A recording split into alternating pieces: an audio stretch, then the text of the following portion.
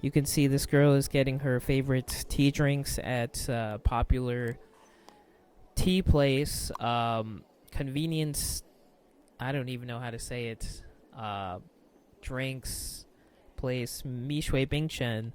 Okay, back to my point. The tolerance for violence in China is very low.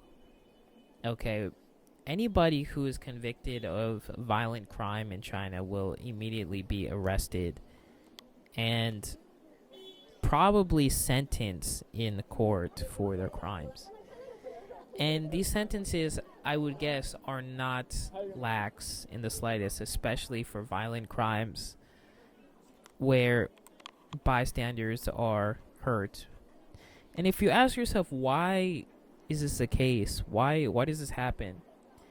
It's because most people would be outraged if any sort of lax behavior happened for that perpetrator.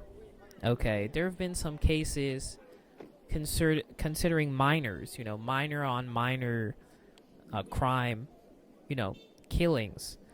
But these are out of the context. The context I'm talking about is adult on adult crime.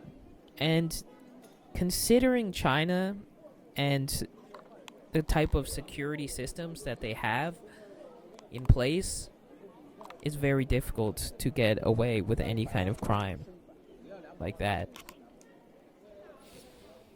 So, when I consider actual, safety regard and safety over your life in China, I think the one thing that you should be aware of that could happen in China is accidents. Accidents, of course, are frequent in every country because they're accidents, nobody intends on them happening. But I would say accidents happen in China because it's more of an interaction that goes wrong in a situation. Let me take an example, especially with driving in China, and I don't want to make any stereotypes, but people are not, swayed by traffic. Okay, what do I mean by this? They are not willing to give up their place in traffic very easily. Like, let's say two cars are fighting to get in front of each other.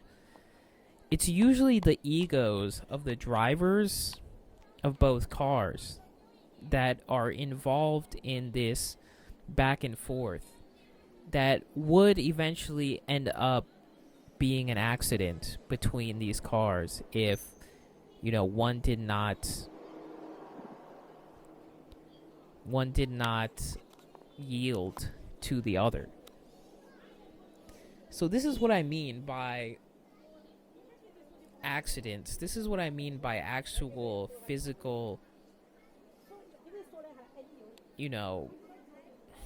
threats on your life. It's not directed at you from a person, but it's directed at you from a conflict of interest where usually two parties are involved and one has to yield to the other. And unless one yields to the other, there can be accidents that happen. And because of the size of China, because of the population of China, it's very likely that these things happen, on a daily basis. So in terms of considering your own safety, you should be more worried about, say, your taxi driver driving than anybody having a weapon and physically assaulting you in public. Okay. This is a point that I want you to understand. The next point I want to make is that this is all based on a very intrinsic principle of Chinese culture, which is harmony over dispute. This is why China does a lot of the things that it does. This is why China censors news that is not very good for the public to hear about.